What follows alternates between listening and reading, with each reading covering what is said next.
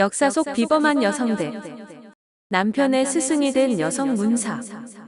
강정일당. 조선시대 여자라고 하면 대부분의 사람들은 일정한 이미지나 선입견에서 크게 벗어나지 않는데 교육에서 배제되어 무지하고 위치는 남자보다 낮고 천하며 노동은 거의 노예에 가까웠던 존재입니다.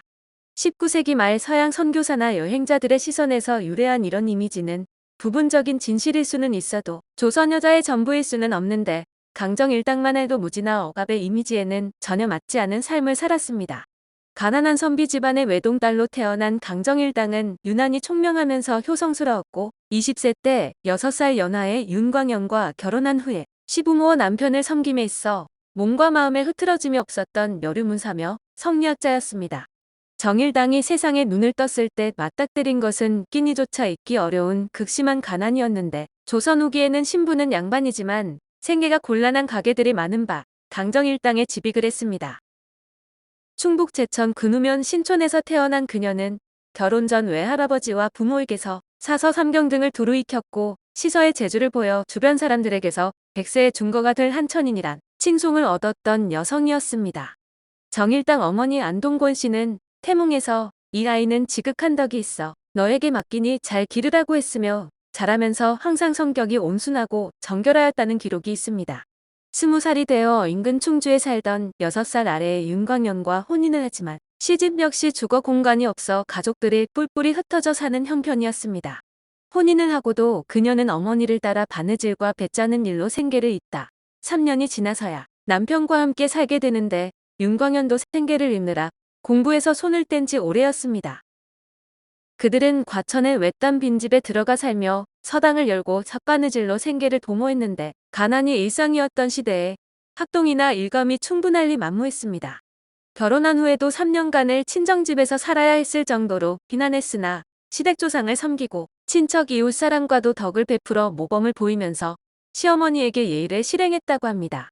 어려운 처지의 남편을 학문의 길로 들어서게 늘 권고를 하면서 사람이 배우지 않으면 사람 노릇을 할 수 없고 의리를 버리고 돈벌이만 하는 것은 가난을 참고 배우는 것만 같지 못하다고 쪽지 편지 글로 당부를 했다고 합니다. 바느질과 길쌈은 대강 할 줄 아는 자신이 하루 세 끼는 먹게 할 것이니 그를 읽으시고 살리면 괴념치 말며 선비로서 좋은 스승과 좋은 친구 사귀기를 게을리 하지 말아달라는 충고도 마다하지 않았습니다. 정일당은 밥을 짓지 못한 지가 사흘이 되었고 마침 글 배우는 아이가 호박덩굴을 걷어왔기에 국만 끓여올리니 미안하다는 내용의 쪽글을 상과 함께 들여보냅니다. 당시 이 부부의 화두는 궁핍함 속에서 어떻게 품위 있게 살 것인가로 끊어진 공부를 이어 미래를 도모하는 쪽으로 가닥을 잡은 부부는 학문 남편과 노동 아내로 역할을 나누었습니다. 사실 아내 정일당은 생계형 노동 외에 지식 노동도 겸하는데 남의 재문이나 행장을 남편 대신 써주며 학인 윤광현의 번거로움을 덜어줍니다. 그녀는 남편의 학업을 독려하면서 남편의 제자를 면밀히 분석해 교육 방법을 조언해주고 남편과 어울리는 벗들의 면모를 살펴 사귈지 말지를 결정해주는 일 등을 했습니다. 고향에서 경제적 기반을 상실한 그들은 객지 생활을 해서 처음에는 과천에서 살다 나중에 남대문 밖의 약현으로 이사해 살았는데 정일당은 각고의 노력과 알뜰한 저축으로 만년에는 상당한 재산을 모았다고 합니다. 그러던 어느 날 남편의 조교이던 정일당은 남편의 스승으로 역할이 격상되는데 성인의 도를 얻고자 스스로 학문의 바다에 뛰어든 것입니다. 서른이 되어 글을 읽기 시작하니 배움의 동서를 가리기 어렵네. 이제라도 모름지기 노력만 하면 옛사람의 경지에 가까워지리라. 정일당 유고. 그녀를 기억하는 사람들은 부엌 안에 책상이 있었고 밥상 위에 경전이 있었다고 하는데 노동을 통해 다져진 정일당의 성리학은 관념의 세계에서 누리는 자족과는 달리 일상적 실천을 중시하는 성격이 강합니다.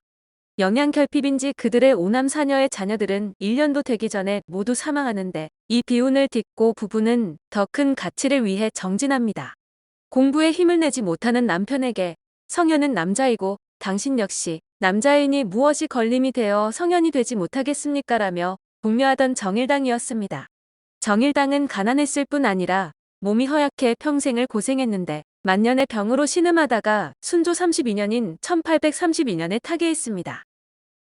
의롭지 못한 부귀는 뜬 구름 같다던 그녀는 61살의 나이로 남편보다 먼저 세상을 떠났고 윤광현은 아내의 영전의 그리움으로 얼룩진 여러 편의 제문을 바치는데 조선 선비들의 일반적인 그리움과는 많이 달랐습니다.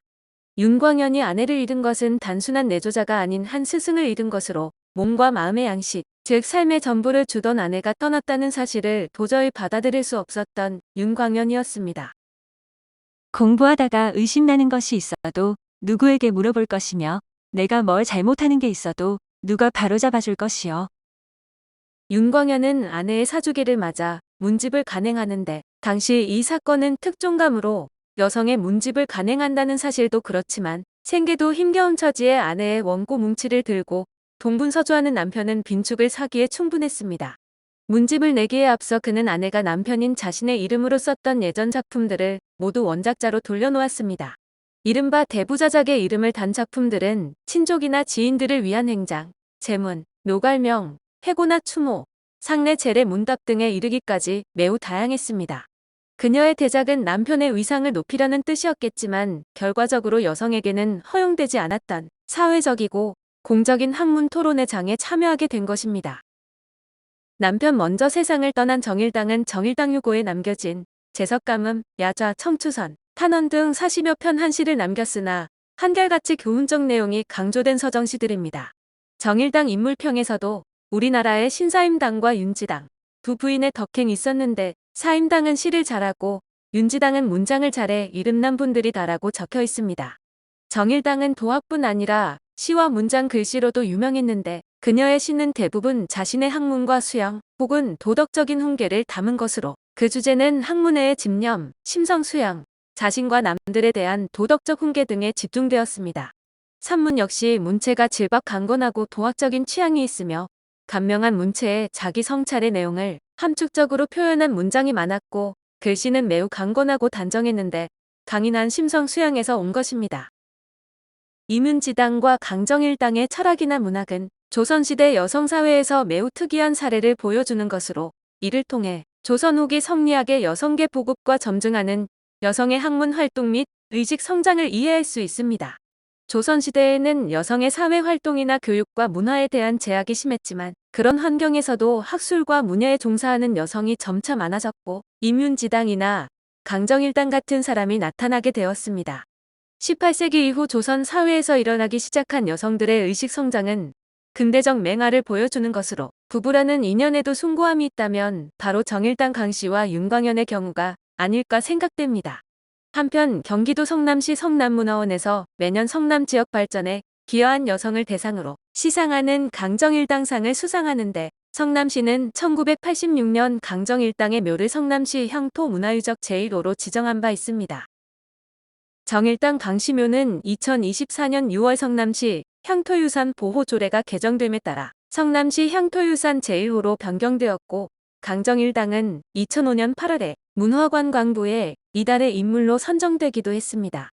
강정일당상은 강정일당의 업적을 기리며 거진 인품과 부덕을 갖춘 훌륭한 여성으로 성남 지역사회 발전과 향토 문화 창달에 크게 기여한 여성을 선발해 시상합니다. 강정일당상은 1992년 제정되어 1996년까지는 으뜸 시어머니상, 으뜸 며느리상으로 시상되다 1997년부터 개인 강정일당상으로 바뀌어 현재에 이릅니다. 수상 자격은 5년 이상 성남시에 거주 또는 활동한 50세 이상 여성으로 다수 주민들에게 칭송받는 신망이 높은 여성으로 성남시장, 구청장, 동장, 기관장, 사회단체장 등의 추천을 받은 자중심사를 거쳐 수상자로 선정됩니다. 강정일당상은 단순한 현모양처가 아니라 성남 지역사회에 봉사하고 지역문화 발전에 이바지한 여성 인사를 선발해 지표를 보여준다는 점에서 의의가 있는데 마지막으로 그녀의 시 한 수를 소개합니다.